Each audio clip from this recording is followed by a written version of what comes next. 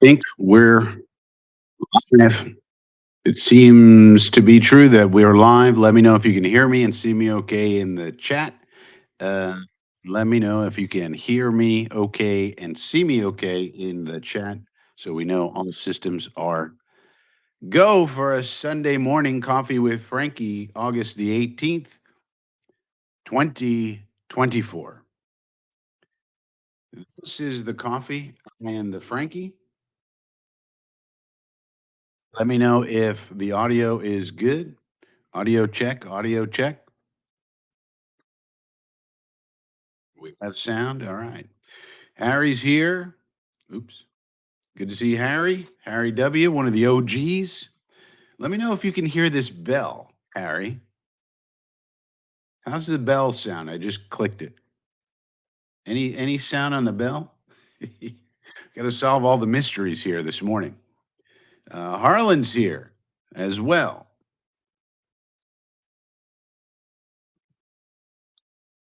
We have sound, Harlan says.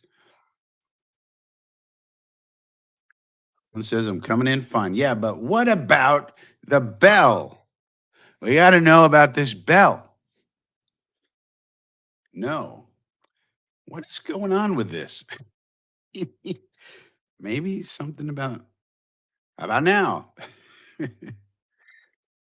Something with this microphone configuration is not allowing people to hear a bell. Can't hear it. Boy, oh boy, this is a mystery of the universe.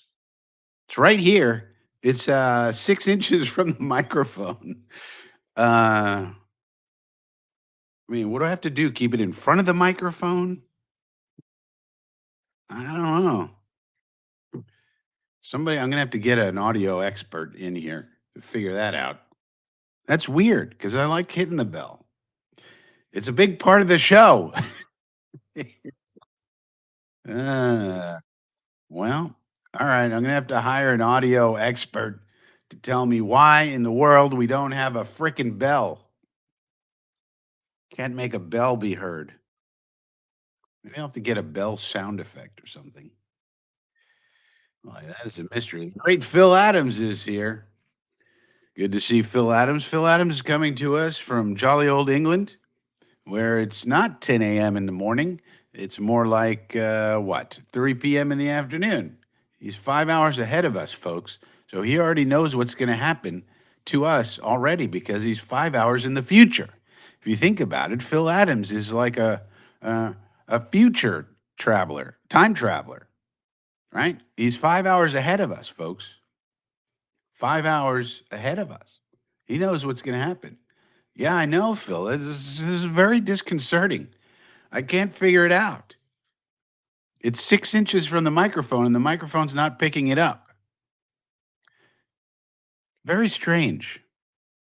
And this is the same configuration I had at the old place, pretty much. This is the same microphone using the same ghost power thing with a USB port. It makes no damn sense. And it couldn't be heard on StreamYard either. We're in Restream right now. In case you didn't know, one way to tell is I can put the chat up here uh, on the screen like so, which you couldn't do with the old StreamYard, but you could do it with the Restream. And so, man, we'll just have to get it figured out somehow. Somehow, some way. I mean, it's 6 inches from the mic, Harry. Literally, here it is. Okay, let's try it right here. It's 4 inches from the microphone. Ready? Did you hear it? 4 damn inches. I can't. What do you want me to do? Put it in the microphone? I can't do it, Harry. What's going on here? Something weird is happening with this damn thing. All right, but let's not get caught up too much about the bell, even though it's very disconcerting.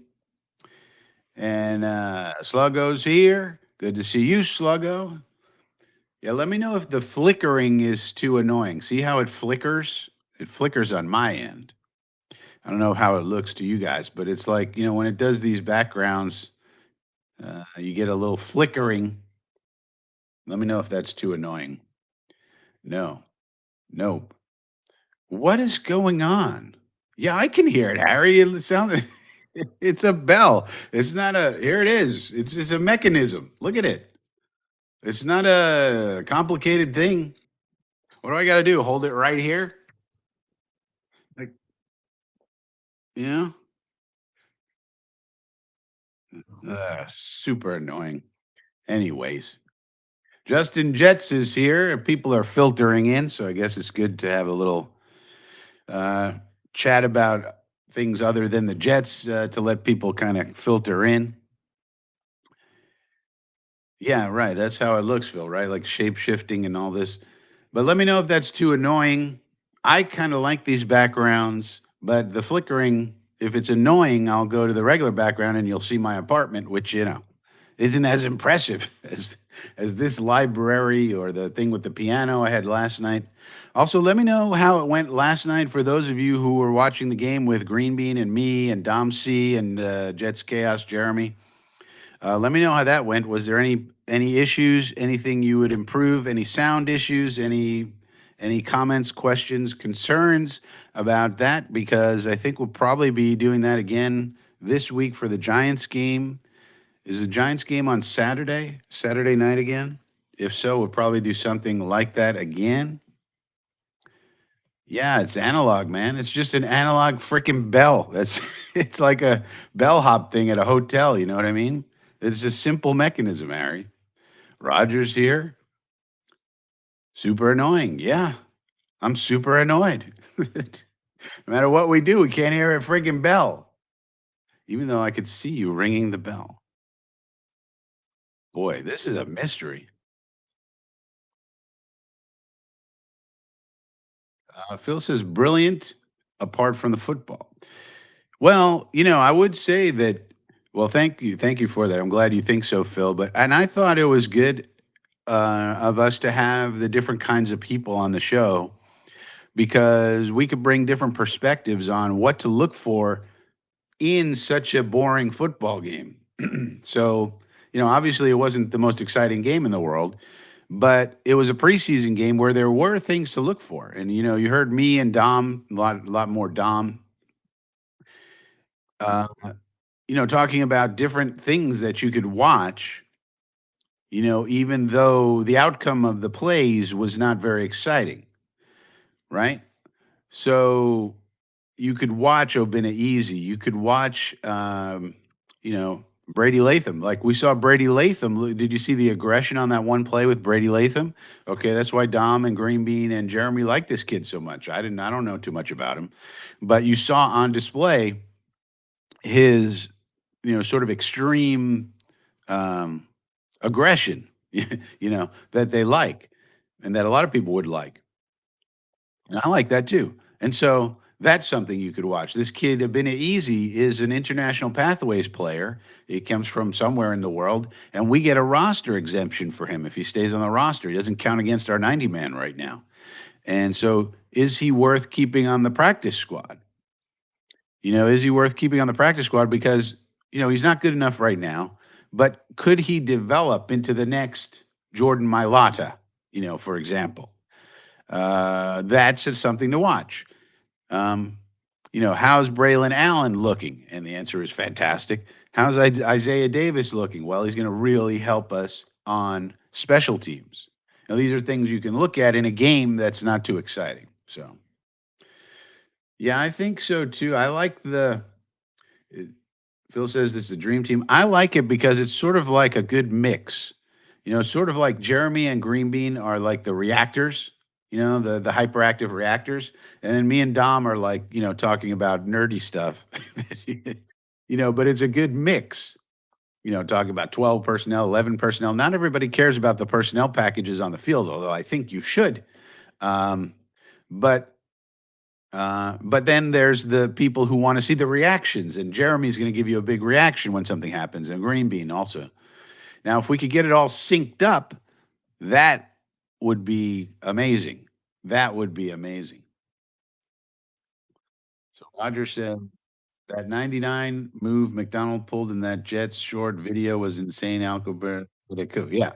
Well, that's what Will McDonald can do. I mean, we all know that about Will McDonald. We should, and if he plays more this year, Roger, we should see much more of that. And hopefully he racks up some sacks, you know, as opposed to just pressures. And if that's the case, people are going to be saying, they're not going to be saying Reddick who so much as Bryce Huff who. Bryce who, right? Because Reddick's kind of a different player at this point. Reddick is also good against the run. So not just a rusher. Sluggo gets the Bills game. So you might want to invest in NFL Plus Sluggo if you have the money. It's worthwhile if you have the dough. Green Bean is in glory. That Kenny Yeboah. Yeah, we'll give it to him. But he should have a bigger role this year, I think, Roger. I think Kenny Yeboah should have a bigger role this year. It seems like the Jets trust him. He's obviously going to be on special teams. And I think he's going to have a bigger role. Sure, he's tight end three.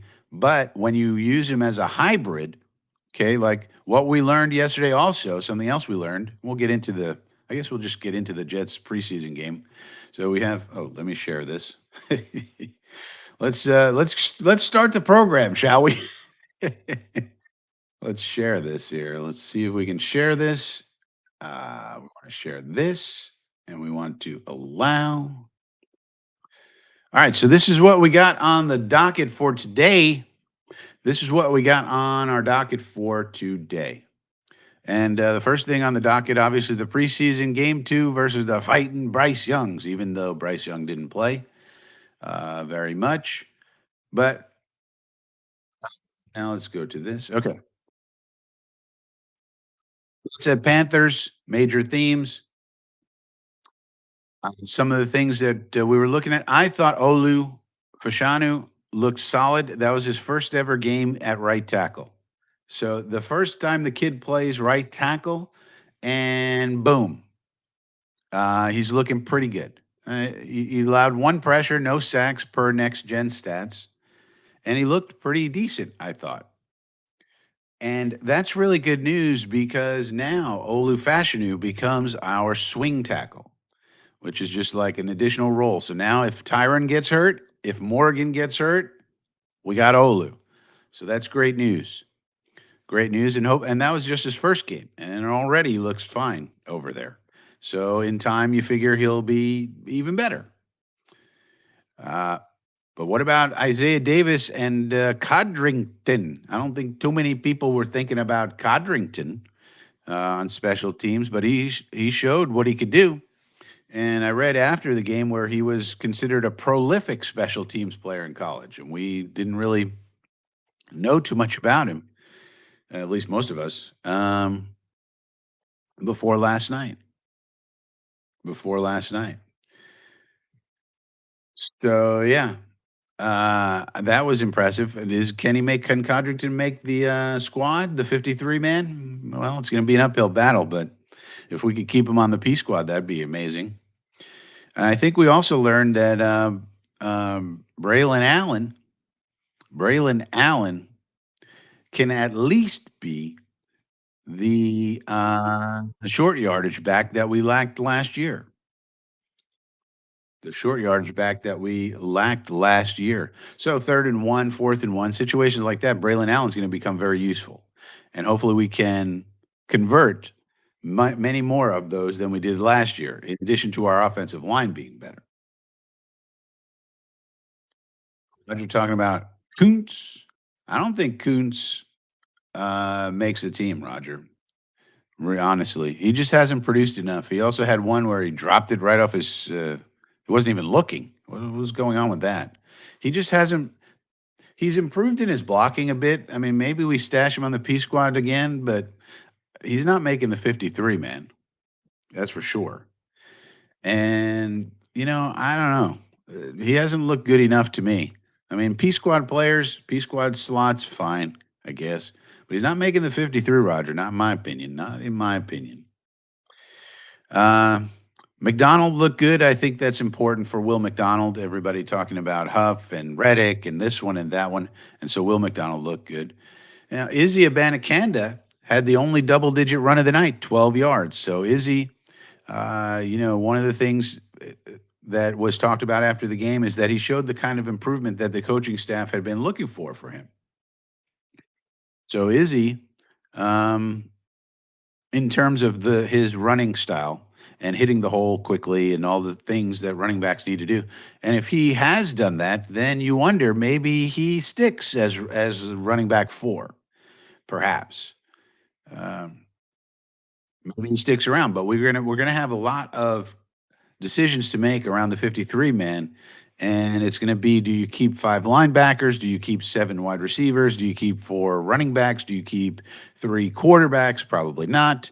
Do you keep, those type of things? How many offensive linemen do you keep? How many defensive linemen do you keep? I guess not being here complicates that a little bit. If he's not here, that gives somebody a shot. If he does come back, that's one more roster spot that's gone. And to me, Zaire Barnes looks like a lock for LB4. I don't think there's too much question about that personally. I think he's our 4th linebacker, and then linebacker 5 is up for grabs. And um, we'll see if they even go with 5 linebackers. Sluggo wants to know, how did Martinez look? Not so hot. He looked okay at times, Sluggo, but he did not look as good as he did in the first game. He had, in particular, one rep that was particularly bad. He had a good pocket, had a wide open receiver down the middle, and if he throws it to him and connects, it's a touchdown. Well, instead, he throws it 10 feet over his head. So that's not good, and got picked off. Not that that matters, but he just didn't look. He looked a little bit more out of sorts, a little less experienced than we thought, and that's disappointing. So we'll see. But he's still a young guy. It could be a P squad stasher, for sure.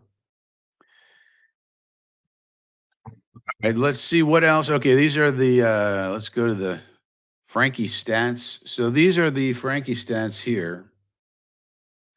Uh, these come from the drive charts you saw as the game was going on. If you watched on the Green Bean channel, that I was doing drive charting that I always do. And this information comes from those drive charts. And so it's a little bit different than the official statistics, as I always say. These are the Frankie stats.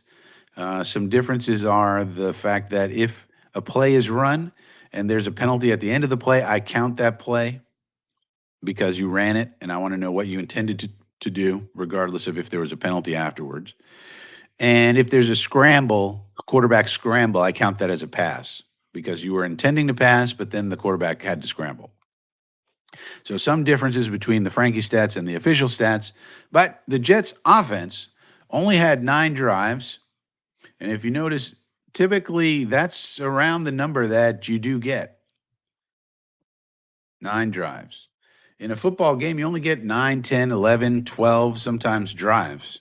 So you don't get that many drives if you really think about it, which is why you got to make the most of them. So we ran 61 plays. We were in 11 personnel 44% of the time, 12 personnel 54, 13 personnel had us just once. We passed 35 times and ran 26 times. We had 12 first downs, and we scored on 56% of our drives. Now, this number is particularly interesting. Um, if this was the regular season, the best teams score on about 45 or so percent of their drives. The best teams, number one in the whole NFL in the regular season, not the preseason. But just to give a context to this number, so if we go into the regular season and we notice that we're scoring on 45 or more percent of our drives, that will be very good. Now, the reality is you would like some of them to be touchdowns, not just not just field goals. In this case, we had 5 field goals and no touchdowns. So you see here, Peasley had 4 of the drives, and only one of them was really good. The other ones, not so much. So we're counting the number of plays, number of runs, passes, first downs, penalties, and then what the result was. TOD means turnover on downs. Then Martinez came in. Martinez had 5 drives. First one he had, field goal. Second drive, interception. That's no good. That's the one where he overthrew the guy. He was wide open for a touchdown. Just overthrew him, interception. But then he had a 7 play drive for a field goal, 6 play drive for a field goal, 11 play drive for a field goal. So you could say Martinez played better, I would say, than Peasley. At least he led some field goal drives. So that's good. But the interception was just so egregious. People are going to remember this one more than the other ones. So there we go. There we go. So Harlan says 9 drives is enough. Yeah, but think about it. Like you're going to punt some of them, right? You're going to punt 3 or 4. You might have a turnover, so it doesn't leave you a lot of room for error. You have to be scoring on those other ones. That's been our problem. We just don't score enough historically over the last 10 years. All right, what about the defense? What about the defense? So here's our defense. They also had 9 drives, but they only ran 52 plays. We were in base 19.2% of the time. That's high for us, a little bit high. We were nickel 80%. Their play distribution was a little bit more even, 53 to 46. They had 10 first downs, 1 touchdown, 2 field goals, 3 scoring drives out of their 9, and 3 penalties. Notice here they had Plummer in for 7 out of the 9 drives. They really gave him a long look, and really only a couple of decent drives. This second one was pretty good. Then they brought Jake Luton in, who is kind of a journeyman. And the last drive was where they scored their touchdown. That's when it was pretty much garbage time. And so, they were going against our fourth stringers and just running it down our throat. It was Phil says, in fairness to Peasley, nah, Phil, if you're injured, come out of the game. I don't want to hear about he had a hurt on his leg. Everybody's injured. Everybody's hurt in the NFL, Phil. Nobody feels 100%. If you're injured, come out of the game. I don't want to hear it. I don't want to hear it. If you're too injured to play, come on out of the game. We got other players who want to play. We don't if you're hurt, everybody's hurting. Nobody feels 100%. It's the NFL. Uh, let's see. Oh, PFF grades. So the PFF grades as of earlier this morning were not out, so we can't go over them. So I guess I'll do a separate video on the PFF grades uh, subsequently. Yeah, it's not Jake the Snake Plumber. It's a guy. It's a guy named Jack Plummer, I think, but he's not related to Jake the Snake. It's a different plumber. All right, so that's it for the preseason game. I rang the bell, even though no one can hear it. NFL, let's go to number 2. NFL Stadia, fighting Clevetown Brownies. What's going on here? What's going on here? Well, we got a headline from Front Office Sports. Browns push for $2.4 billion domed stadium in Cleveland suburbs. So the Brownies are looking for a new stadium, and here's what it might look like. Check this out. They got a dome on here in Cleveland. Some people don't like that, but look at all these weird angles. This is like the Triangle Stadium. Why do they have all these weird triangles? Might as well call it the Cleveland Triangles. Anyway, this is the artist rendering of a new stadium for the Cleveland Browns. And this says the Browns have seemingly made their preference known for a new stadium site as the NFL team looks beyond its current lease that ends in 2028. On Wednesday afternoon, the franchise released renderings and a hype video. They got a hype video for a proposed $2.4 billion domed venue in Brook Park, suburban Brook Park, about 15 miles away from the club's current downtown stadium. Well, let's take a look at the hype video. See if you can. Well, this will be a good test let me know if you can hear the hype video when I play it. So there's the hype video. Let me know if you can hear it. Let's see if this gets us hyped up for the new Cleveland Browns stadium.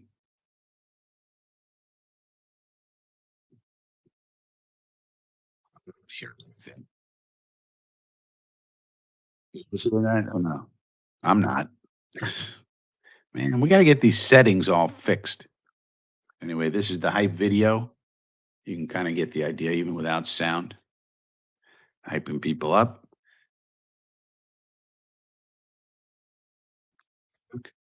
Welcome to Cleveland Browns Stadium. And here's the rendering, which is this is pretty cool. These drone type looks. So they're probably going to build like a little city, also like a Cleveland Browns pavilion or something with all the associated things.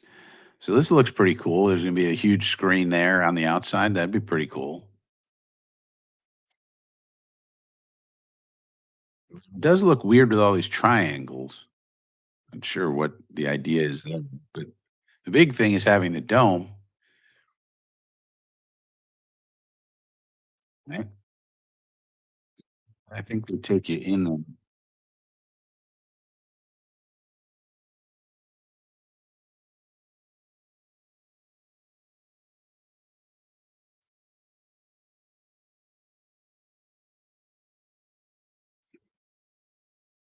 sound.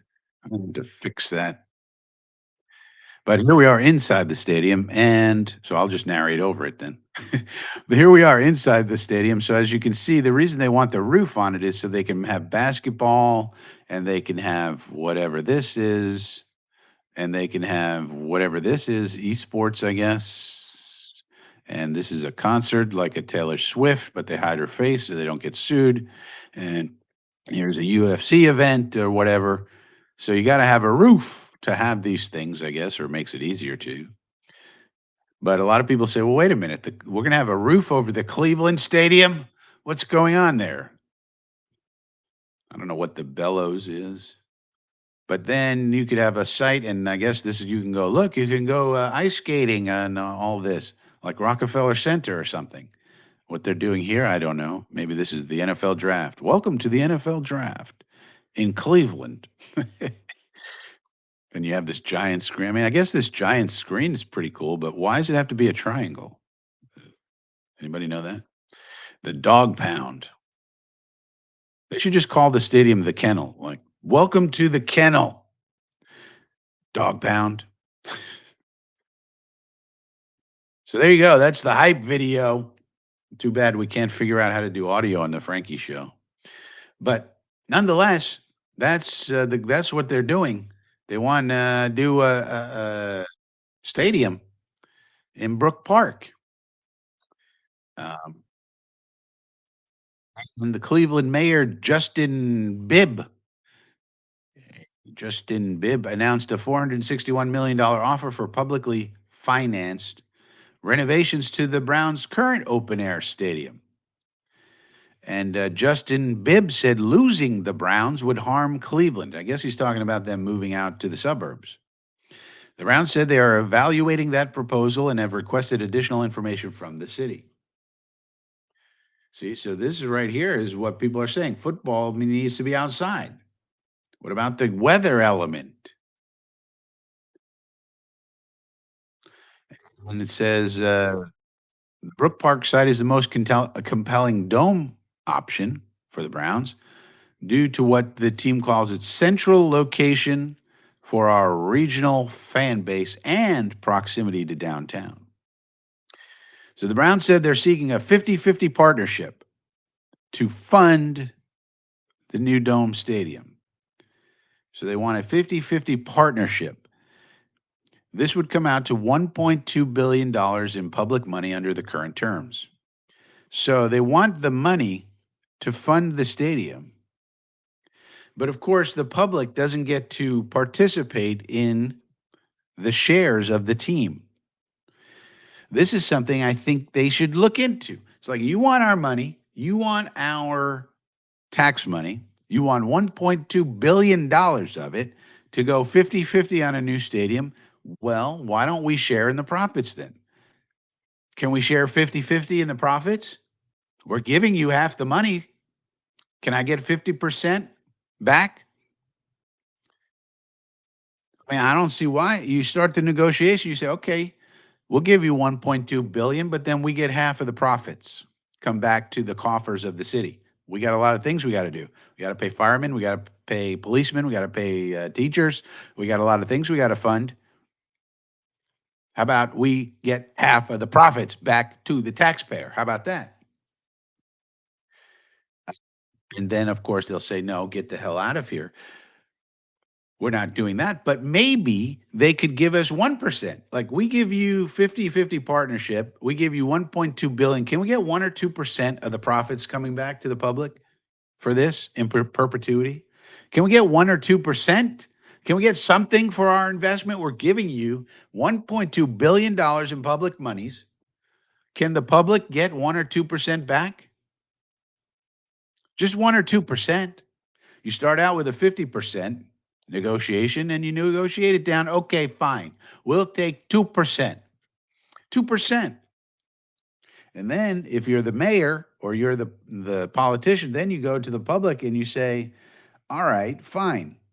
And what we're going to do is we're going to reduce sales tax by 2% to make up the difference. And then what that's going to do is it's going to revitalize the economy of the area by giving people more money to spend without losing the public funds that we need for all of those things that we need to fund. So it's like a Cleveland, you could go and say, this is going to be like a Cleveland revitalization project. And all we're going to do is we're going to say, we want some return on our monies. Why is it that the public has to give you these monies and we don't get to have any share in the profits? Why? Well, does that make any sense? So we just give you this money and we don't get anything in return? Oh, we get to have the Cleveland Browns here. Okay. But all we're asking for is 1 or 2% back. Just a little extra money for the people. I think that could work out well for all the shareholders and stakeholders because then people will feel much more invested in the team also, and they'll probably buy more stuff. And so that'll be good for the owners. So I don't see why these politicians don't wisen up and say, sure, we'll give you some money, but we want something back for it. I think that should be part of it. We'll see what happens. This is the Cleveland Browns, but of course, it pertains to the Jets too, because we're constantly complaining about our stadium. And the Johnsons took no public money whatsoever. They took no public money whatsoever. So we really have nothing to complain about with regard to the money, what they do at the stadium. That's all theirs. So they didn't take anything. These guys want a 50-50 partnership. Of course, we have the Johnsons and the Maras. The Jets and the Giants did a 50-50 partnership, but, hard to complain about that when we didn't put any money in. All right, next news item. Ding. NFL media rights court battle royale. All right, what's going on here? What's going on here? Headline: Judge grants Fubo TV injunction blocking venue from launching. What's this about? Fubo TV had sued in February, arguing venue had violated their federal antitrust law. Judge wrote on Friday in a ruling that Fubo, which is not to be confused with Fubu, is likely to succeed on its claims. This is very interesting. The sports streaming joint venture between Disney, Fox, and Warner Brothers Discovery will have to wait. These are big people. These are very big people. Disney, Fox, and Warner Brothers Discovery, these are huge companies. And the judge said, nope, sorry, big people, you have to wait. And it may never see the light of day at all. A federal judge has blocked the planned August 23rd, which is in 5 days, launch of Venue. Venue. They were going to launch a company called Venue, a collaboration among the three media giants. So this is three media giants trying to collaborate some would say collude in the marketplace. Says Fubo TV in February sued over this and argued the launch should be enjoined. This means this is legalese for prevented for antitrust reasons. And Judge Margaret Garnett agreed. Margaret Garnett said it appears to the court that Fubo is likely to succeed on its claims that venue would, quote, substantially lessen competition and restrain trade. She wrote in a 69-page decision unveiling the somewhat shocking order. So Front Office Sports calls this shocking. The three media giants may seek emergency relief. A lawyer for WBD, Warner Brothers Discovery, argued earlier this week that a preliminary injunction would terminate the joint venture. Fubo had argued that the lack of one would doom its business. And these three media giants said they released a joint statement after the ruling. And they said, we disagree. Well, that's no surprise. We disagree with the court's ruling. We're appealing it, the statement said. We believe, and then they take shots at Fubo. We believe that Fubo's arguments are wrong on the facts and the law, and that Fubo has failed to prove it is legally entitled to this. Venue Sports is a pro-competition option, they say, that aims to enhance consumer choice by reaching a segment of viewers who are not currently served by existing subscription options. In the ruling, Garnett pointed to the defendant's dominance in sports television. Together, these three own 60% of the telecast rights to nationally broadcast live sports, even larger share of the most watched sports like football and basketball. Uh, Now, Judge said this is the important part down here. Bundling. So the judge did decline Fubo's motion to enjoin, meaning prevent, the three media companies' bundling practices. So this bundling practices is an important issue. The court is not a central planner, she wrote, so that's good. If bundling, as to Fubo specifically or as a general industry practice, is to be struck down as antitrust violation, it should come only after a full trial on the merits. Now, this is probably the most important thing of this whole lawsuit. So, bundling.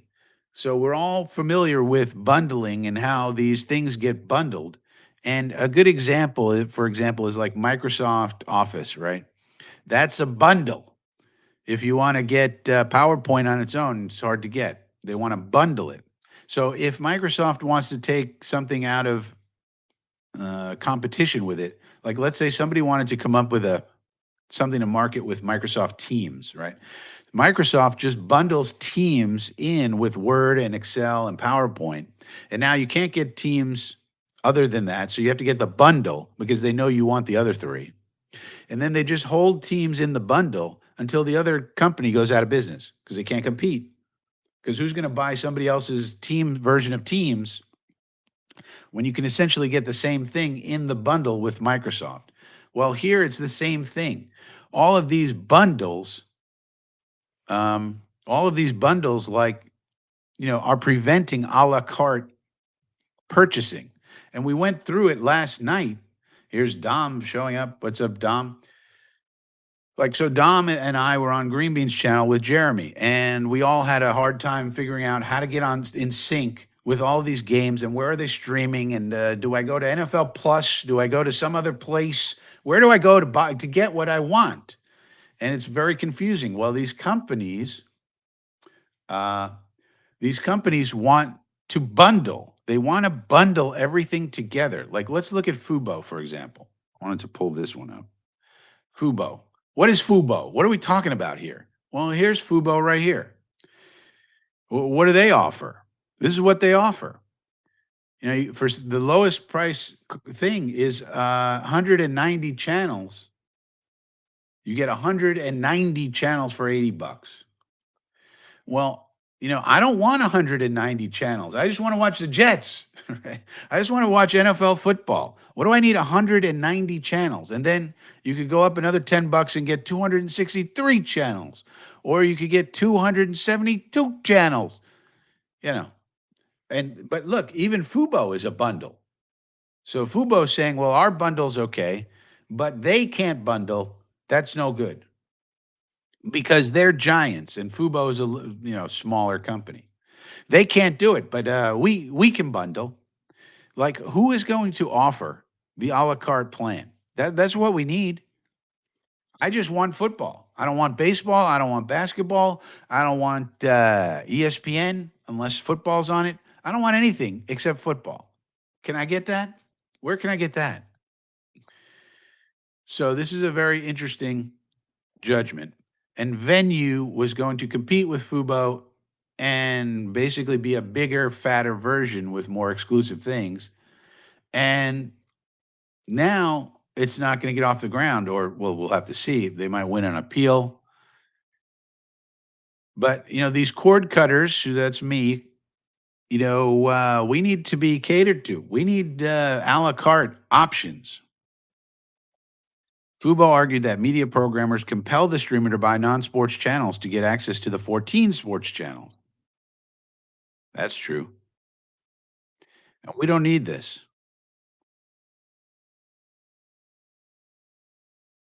Uh, Anything else that's important in this? Yeah, so it's basically one bundling service versus another, and Fubo's the small guy, and Disney, Fox, and Warner Brothers the big bundler, and Fubo's the small bundler. But they're all bundling, and we need to get rid of the bundle in general. But how all this streaming stuff plays out is going to be interesting to see. Obviously, this landscape is being developed as we speak. All right, next news. Next news. We're doing Hawk Tua. Well, we got Hawk Tua girl. Now, some have seen this Hawk Tua girl. She threw out the first pitch the other day for the Mets. But the most important thing I wanted to show is here. You're not going to be able to. All right, I'm going to have to summarize this because we can't hear. But they did this interview here. Uh, oops. They call it Huddle in the Hamptons. And you notice they don't call it Huddle in the Hood. So they call this the Huddle in the Hamptons. And this guy here, he's a Boston sports fan. He does the interview. And this guy is the new marketing guy for the Mets. So this guy is like the head of marketing for the Mets. And this guy comes from Bloomberg News. He's a media guy. He's not even, and he admits that he's not even a sports fan. So how is it that the Mets hire a head of marketing who's not even a sports fan? How is he going to know what the sports fan wants? We have these professional sports teams hiring people who are not sports fans. And I think this is what you get with the bundles and all of this. They're just business people trying to go, this is how we normally do business. And nobody cares about the fan, the little guy. We need a huddle in the hood, Sluggo. Well, get these, they go to the Hamptons and all these big wigs sit around and nobody listens to the goddamn fans. Listen to your fans, man. Get out of the Hamptons and go to the hood. And that's why you have the Mets. And this is because does anybody care about the Hawk Tua girl if you're a Mets fan, if you're a baseball fan? Did this do anything for your fandom of the sport? Now, I don't care about her. She can do whatever she wants. She's just capitalizing on her fame. No problem. But if you're a Mets fan, does this girl throwing out the first pitch enhance your fandom in any way? Does this make you excited, happy, something? Does it make you buy more hot dogs? Does it make you excited about the Mets? Somebody throwing out a first pitch who's a 15 minutes of fame person? But when you have guys like this making decisions to put this girl out there, this is what happens because nobody is listening to the fans. Nobody cares if you're a Met fan and you're concerned about the Mets, about this Hawk Tuah girl. No one cares. It doesn't enhance the brand. It doesn't do anything on social media. And you can even see here, Mike, including podcaster Mike Francesa and radio host Sal Licata on WFA, and they all hated the Hawk Tuah girl throwing out the first pitch. But I'm just looking at it like a marketing situation. And I have no, and it seems to me that when you put this guy who comes from Bloomberg Media and goes to things called the Huddle in the Hamptons, what does he know about the people in Queens? What does he know about the people in Flushing?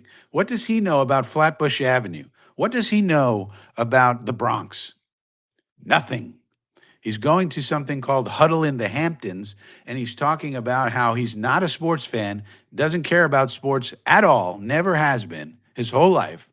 What kind of a guy, by the way, doesn't even have any passing interest in sports? Very few. But anyway, this guy, he comes from Bloomberg News, and he's going to make decisions about marketing for the New York Mets. How is this okay? How? How's this going to work out for anybody? What you're going to get is more Haktua girl things going on, and no one's going to care because you hire the wrong kinds of people to do your marketing and to do your media. Very bad and very sad, I think. And again, nothing against Hawk Tuah girl. Her name is Haley something. No, nothing against her, but it's more about why are the Mets doing this? Why aren't the Mets doing better things for their fans?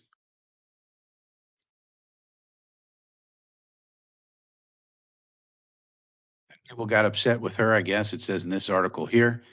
The fans and pundits ripping the team for inviting Haley Welch. Well, they should rip the team, but you shouldn't rip her. That's for sure. She's just doing, what you would expect her to do. Yeah, but Sluggo, I mean, you'd think these business people were actually smart. Like, there's a way to do business that's good for your customers and that's good for you. There's a way to do business. Just like I was talking about with the shares of profit, if you want public funds, why not give 1 or 2% back to the public? And then you can market off of that and say, listen, Cleveland, this is your team. You own a part of it, you own shares in it. It's part of your DNA, it's part of your bloodline. We're part of the community. You own shares in this team. We're your team. We're your hometown team. This sort of thing. Get people really invested in the team. I don't understand this. I mean, I don't understand this guy. I mean, can somebody, his name is Scott Havens. Can somebody explain to me this guy? What is he doing? Why is he even showing up for this interview? Why did he take this job? It makes no sense. How much money did they throw at him? He admits in this interview, and I wish I could play it, but you're not going to hear it because Frankie doesn't know how to do audio things, I guess, on a live stream. But nonetheless, nonetheless, he admits in here that, and you'll have to take my word for it. Go look it up yourself. It's the frontofficesports.com. He admits he's not a sports fan, never has been, knows nothing about sports, knows not one thing about sports at all. Not one thing, he says. No idea what's going on with sports. He doesn't know a baseball bat from a basketball. Has no clue. But he's going to do all the marketing for the New York Mets. For your New York Metsies. He's going to do it. This guy. And one of the first thing he does, he goes to the Huddle in the Hamptons. The team isn't in the fans are not in the Hamptons, Scott. They're in Flushing. They're on Flatbush Avenue. They're in the Bronx. Sluggo, come on, man. Let's advocate for a positive, fresh future. We can change it, Sluggo. We can do it, man. But we can't be negativists. What we got to do is propose alternate solutions if we don't like the ones that we're seeing. And that's part of the reason I'm bringing up these things because we need to have a conversation about the larger environment of sports that we live in. If nobody ever talks about this, then they're going to keep going down the wrong road all the time. And they're going to hire Scott Havens, who knows nothing about sports, let alone baseball. And this is what you're going to get. You're going to get Hawk Tua girls all over the place. We don't want that. We want things that are going to appeal to sports fans and to baseball fans and that are going to enhance the baseball experience because we want baseball and football and all the sports to continue and not be stupid and terrible. But we're never going to get there if we never talk about these things, Sluggo, if nobody ever brings this up. And, yeah. So there's that ding. Ding on the bell that you can't hear. Well, here's another example. Here's another example. Private equity ownership. All right, we got an article here from Huddle Up. Why can't I scroll? I don't know. Well, you'll have to. That's why. Uh, can I scroll on here, please? Thank you. This thing to move. Yeah. Well, this is from Huddle Up. Okay, the Huddle Up newsletter. NFL teams get closer to accepting private equity investment. Private equity investment. What's this all about? August 16th. This is 2 days ago. So this is hot off the press. We got these people here. This is Robert Kraft and Roger Goodell wearing their little name tags. What do we got here? After months of speculation, it appears the National Football League is finally moving forward with private equity. According to Sportico's Brendan Coffey, an NFL committee that includes Commissioner Roger Goodell, Chiefs owner Clark Hunt, Browns owner Jimmy Haslam, Patriots owner Robert Kraft, Falcons owner Arthur Blank, and Broncos owner Greg Penner. Where's our owner? Why isn't he on there? Met with some of the world's largest private equity firms yesterday to hear their pitch on why the NFL should allow private equity investment.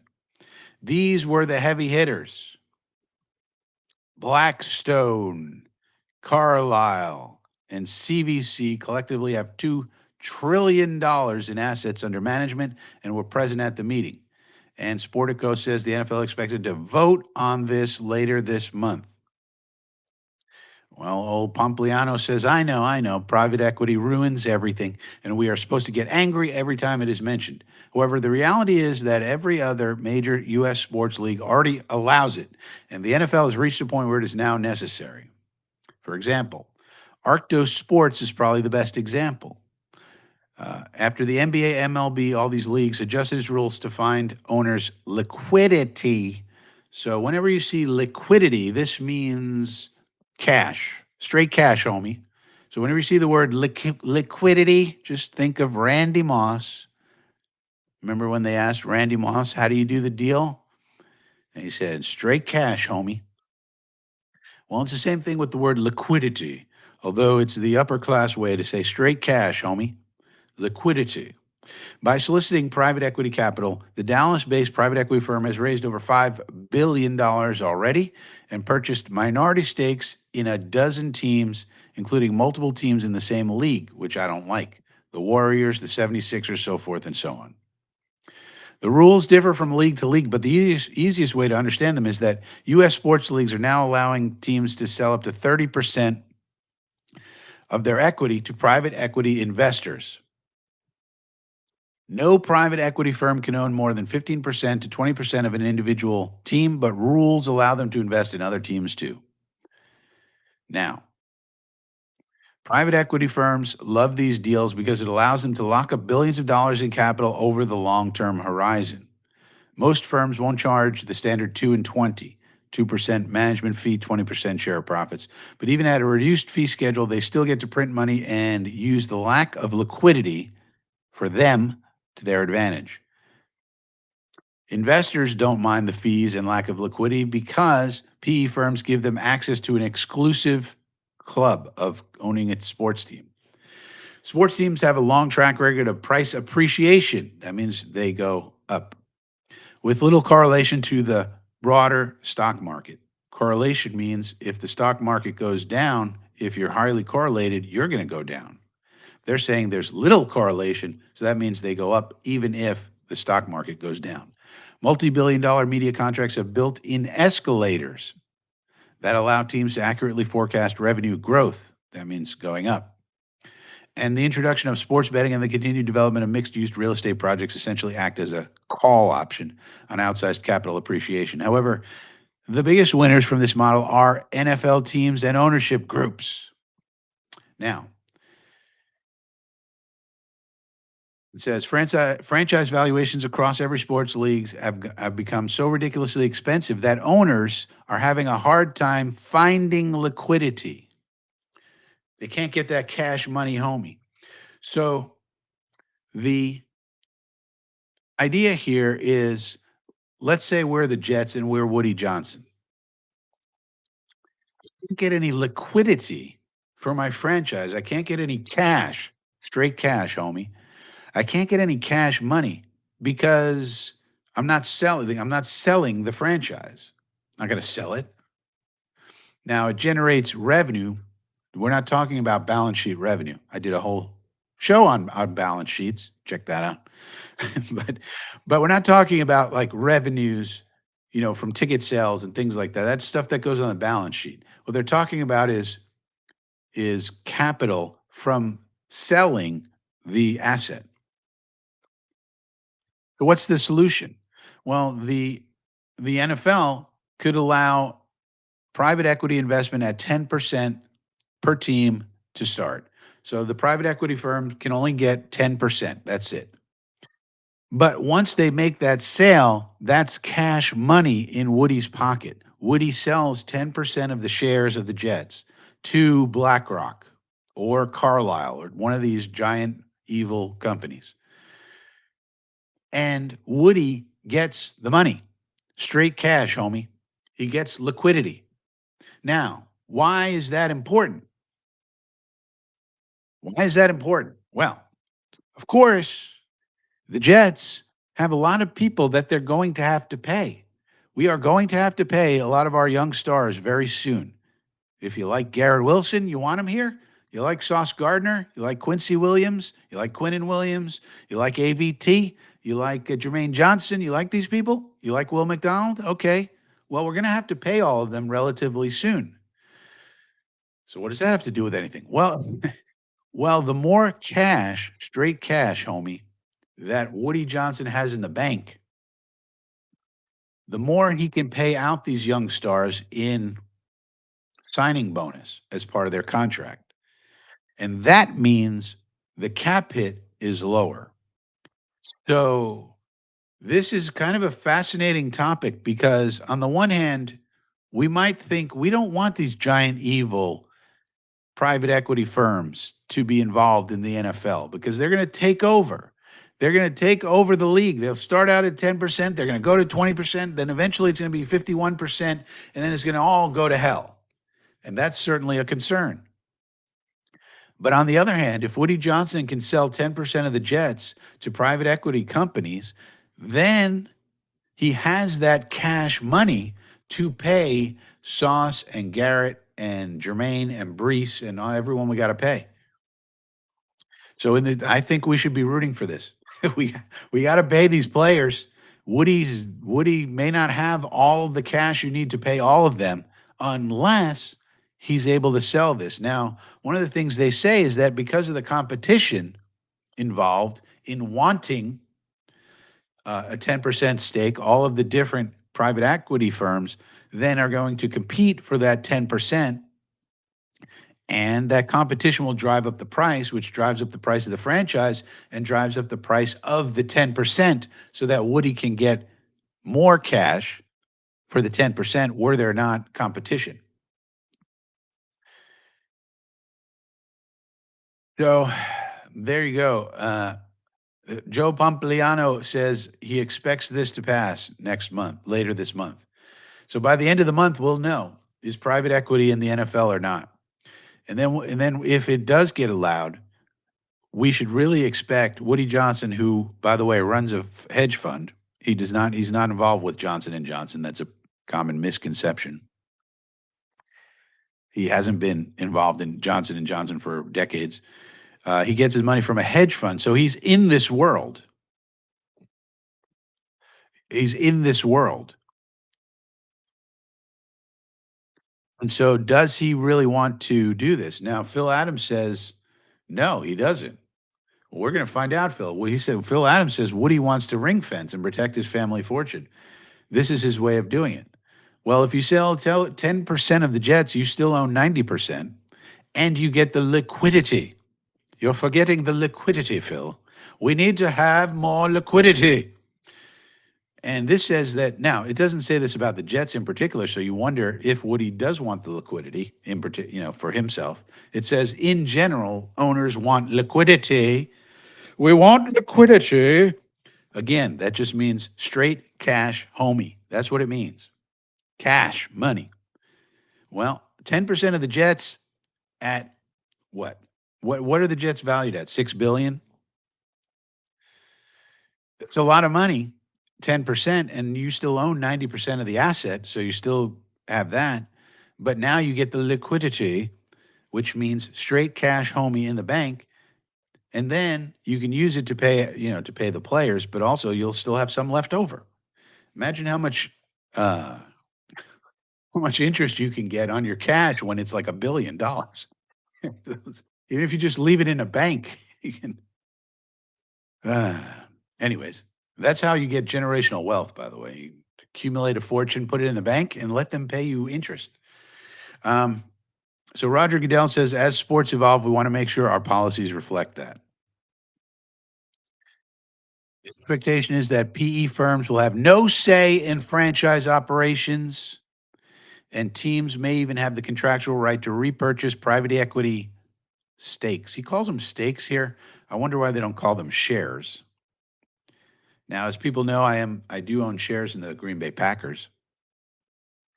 And that's something else that we should talk about. So why is it that the NFL doesn't explore something else? Why doesn't the NFL say to all the teams, okay, you got to open up, you want the teams, okay, look, Woody, all the owners, you want liquidity, you're looking for liquidity. Well, why don't we open up 1% of the franchises to liquidity purchases by the public?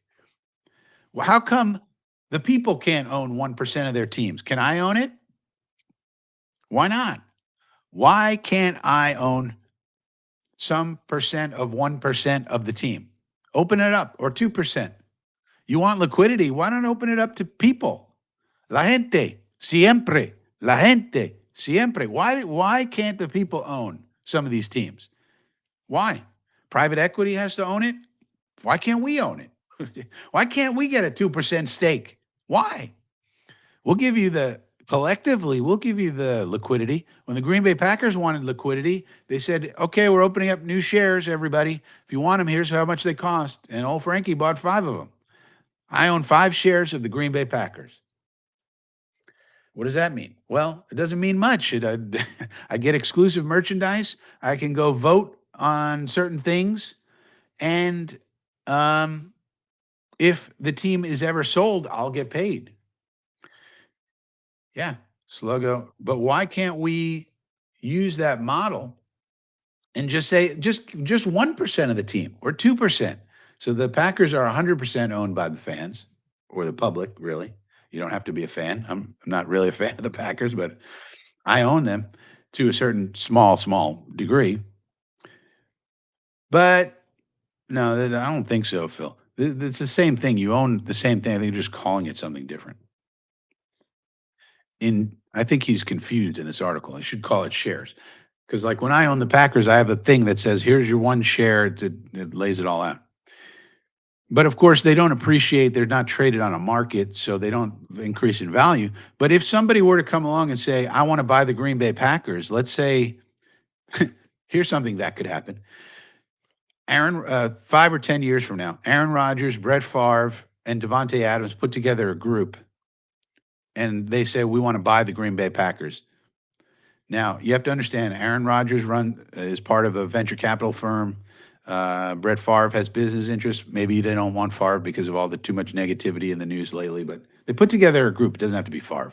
Rodgers, Devontae Adams, a bunch of famous Packers, let's say. Jordan Love. And they want to buy the Packers.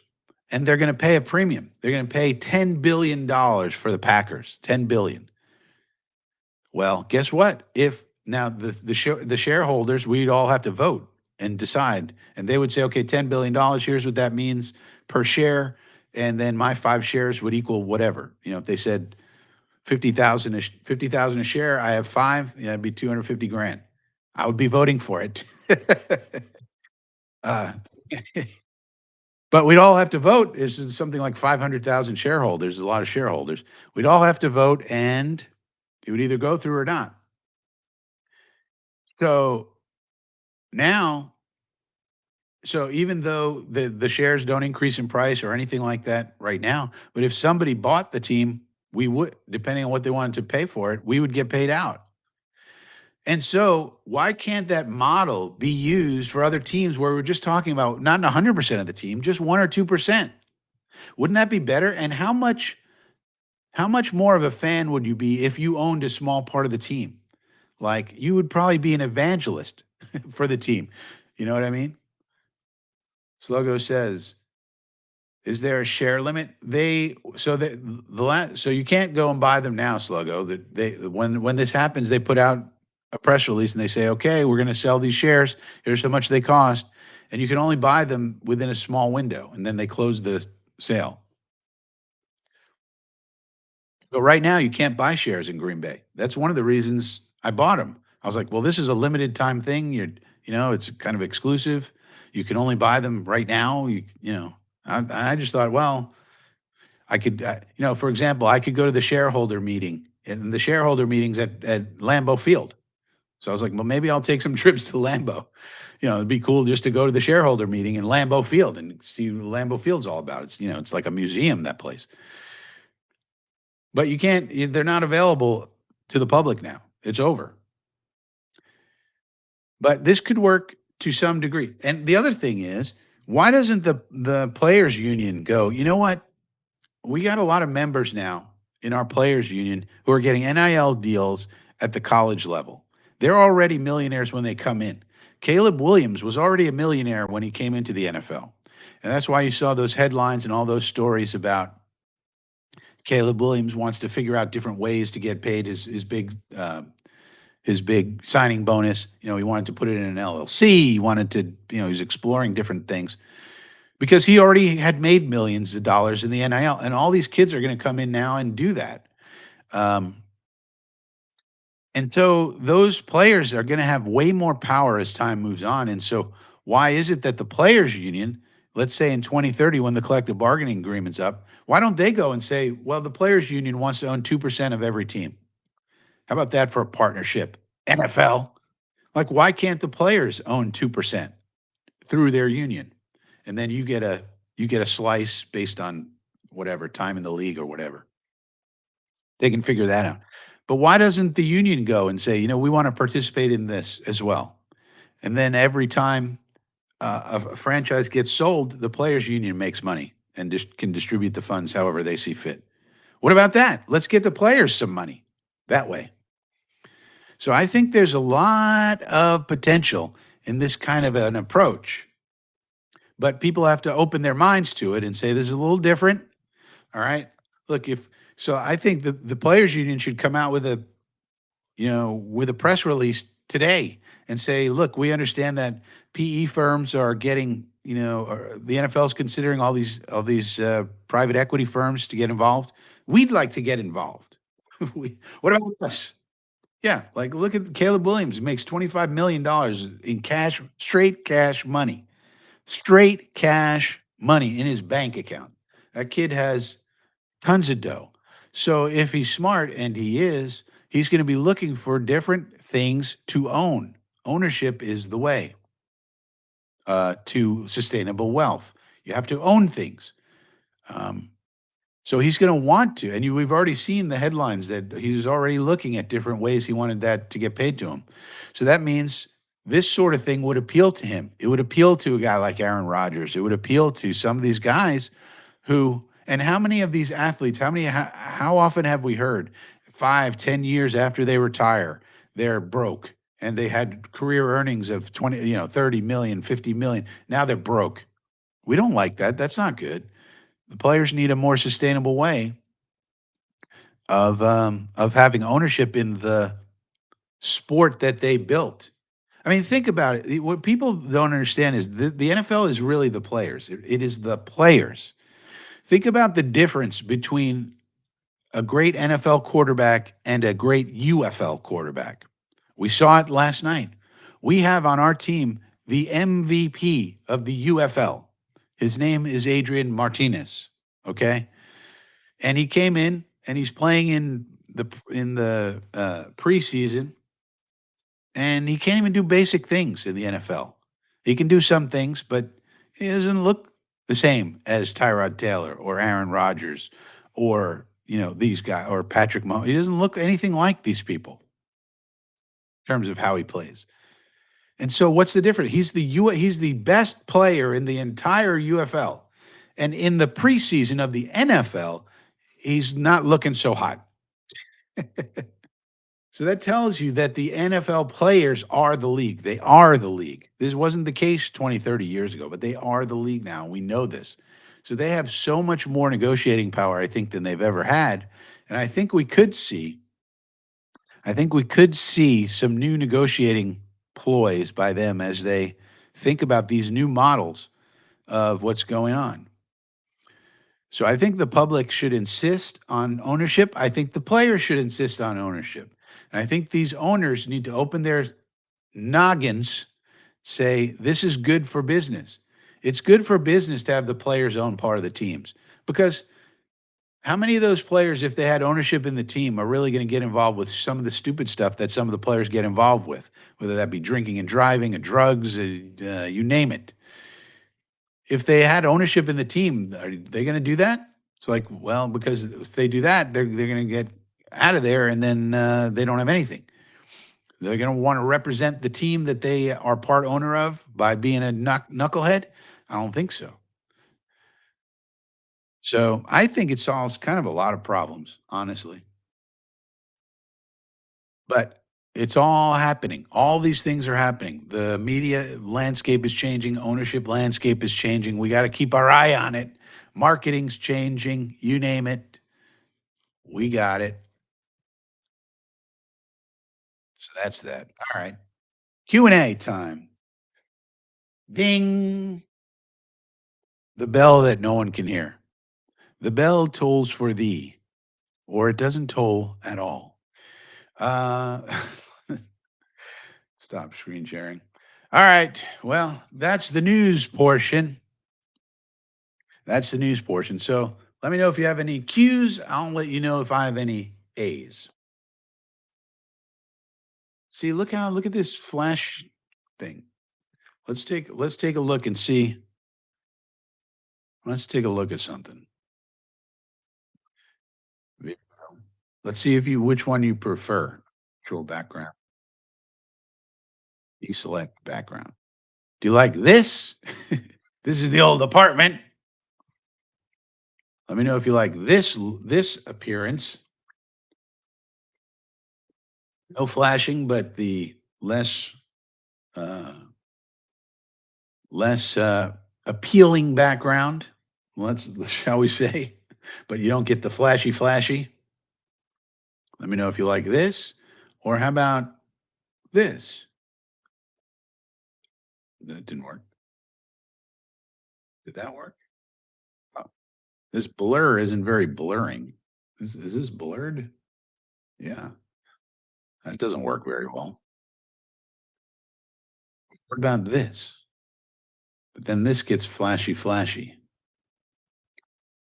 I think that flashing's annoying.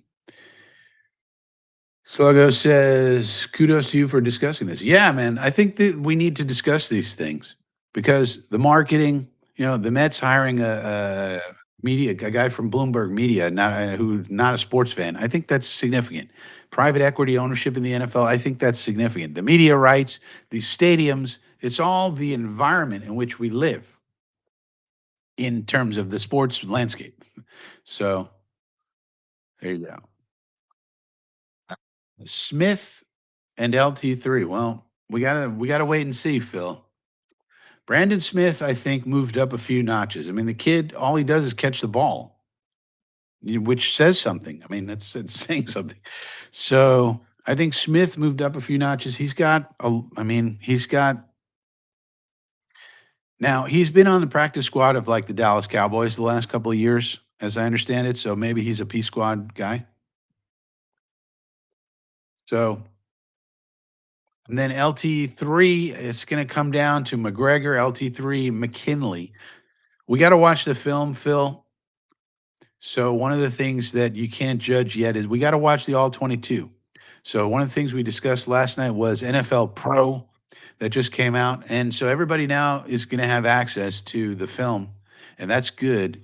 But anytime there's a preseason game or anything like that, then we need to watch the film and see because a guy like Tack McKinley, who LT3 is competing with, in a sense, may have had a better game than LT3. And we got to watch the LT3 film because he's a defensive tackle.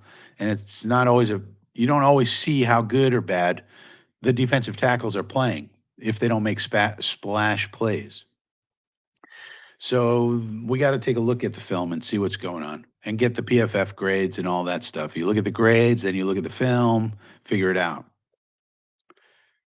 But Smith is probably a P squatter who could get called up, depending on injuries, et cetera. That's a good outcome for him. Um, LT3 is in the mix.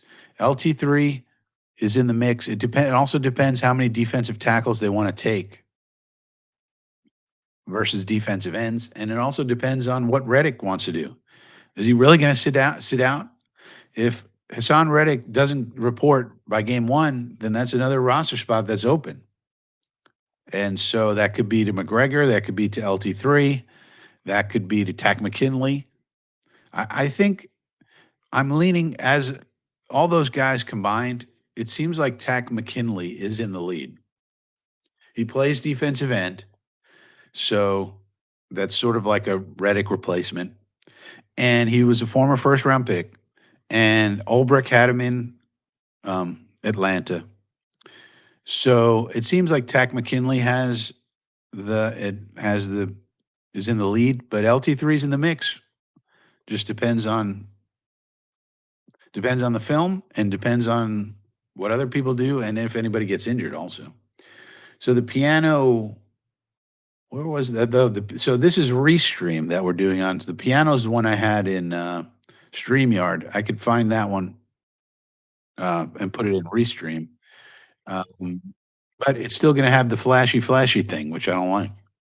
So maybe we'll just keep the apartment. Of course, you get to see the great flag that Phil made. Phil, how many of these flags? You see this flag over here? This is made by Phil Adams. How many of these are there in the world, Phil? So when you see the apartment, you get to see the Phil Adams flag, the Union Jack, the Union Jets Jack, the Union Jets Jack.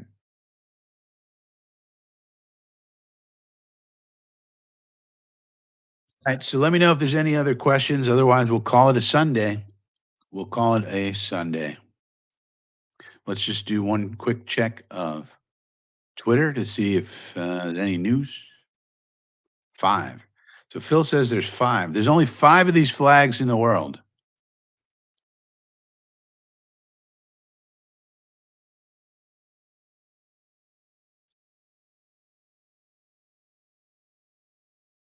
So, for example,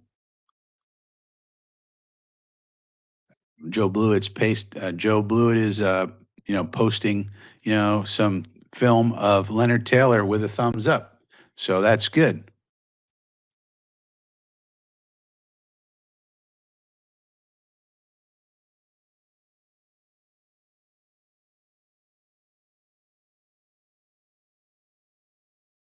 So people are saying Xavier Newman, for example, looked good on film and has locked up a roster spot.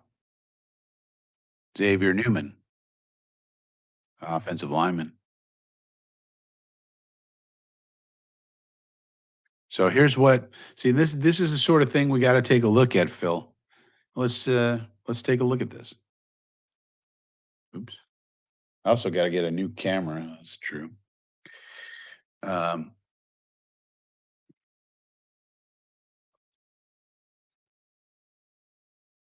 let's take a look at this. Joe Blewett says, oops, been seeing the explosion from Tack McKinley in the pass, but he made some plays in the run as well. Good edge set here and the shed. Barnes fills the B gap for the tackle. So here, here's 93 here. Sets the edge. So this running back sees the helmet to the outside. He goes, okay, I got to go inside. Well, Barnes is there, sees it, boom, tackleado. So that's good teamwork, right? So that's something where you can only see this on film, where 93, he didn't do anything. If you're just watching the game, he didn't do anything, 93. Well, actually, he did.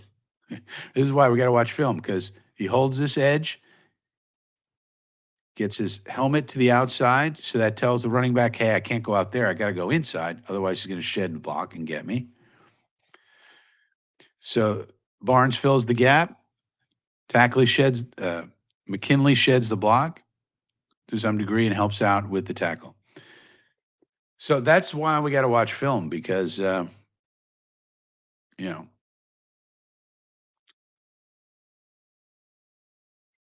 Xavier Newman has been hooping. Hope he gets the backup center guard role. Laval also showing some good stuff. 1 year on practice squad. He might be ready to run next season. So Will Parkinson saying that Xavier Newman solidified a roster spot right here. Xavier Newman solidified a roster spot behind Schweitzer. Schweitzer's a lock, Phil. Everybody wants to hate on Schweitzer, I know, but he's a lock.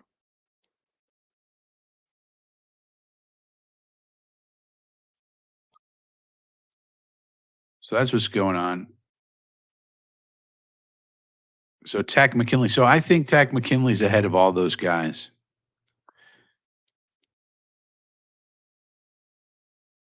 Look at Isaiah Davis, man. Now, look, this is a zone blocking. You know it's zone blocking because all the linemen take the same first step, right? This is decent blocking here. Now, Olu's on the outside, first game as a right tackle.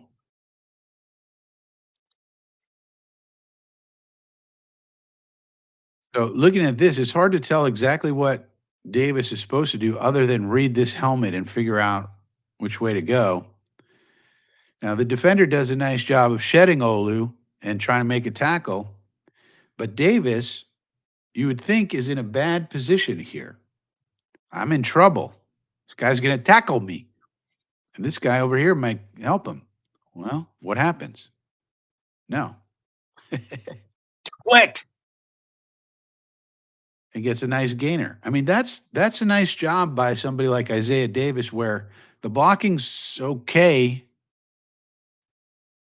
I would assume he's supposed to be maybe further out, so maybe his coaching point would be to track this outside a little more instead of pressing the line.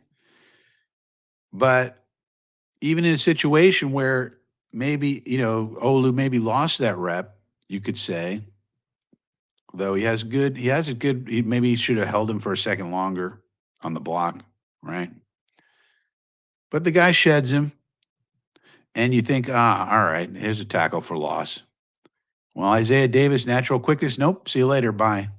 Breaks a tackle, breaks a second tackle, nice gainer. Boom. That's nice. And it's those little things that make the difference in great running backs and great runners and great tight ends and wide receivers. Can you shed a tackle?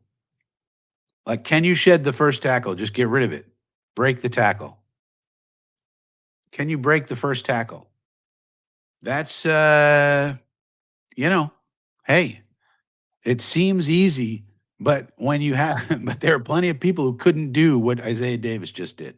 There are plenty of running backs who can't do what looks easy on television, what Isaiah Davis just did. I think that's pretty sweet.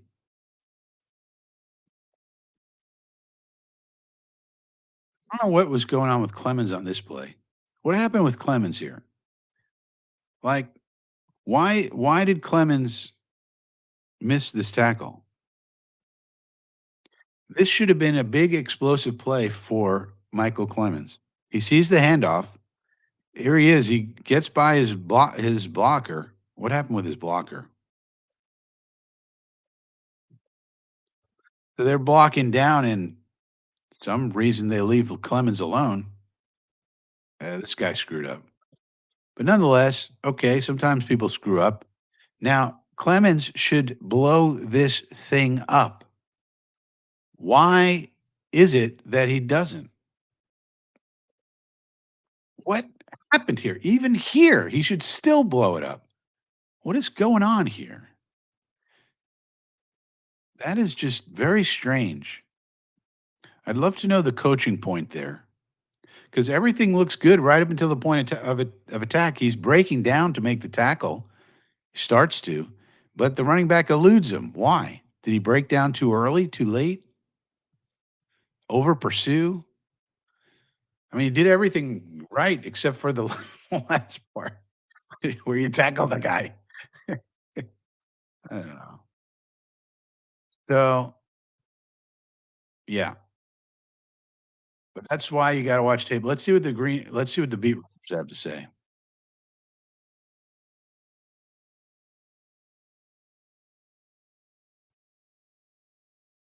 Mm,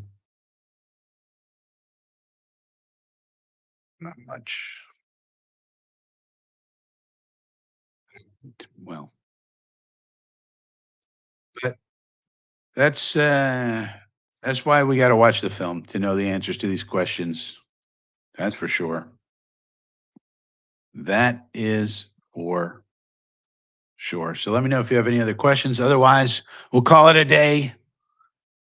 What do we got here? Sluggo. Yeah. Set the edge. Backers fill. Defense 101. Yep. But, Sluggo, how many times have we seen in the past few years where we can't do that? Especially like 2, 3, 4 years ago. We couldn't do the simple stuff. Couldn't do the simple stuff. 65. Yeah. And 65 is Newman, I believe. Xavier Newman, I think. So that's probably what people are seeing on film, that he's really improving. And that's good because then maybe he makes the second backup spot, for the interior. Like Schweitzer's making the team, and then Xavier would back him up. Right. So that'll do it for this edition of Coffee with Frankie. Thanks for joining me, and I will see you all next time.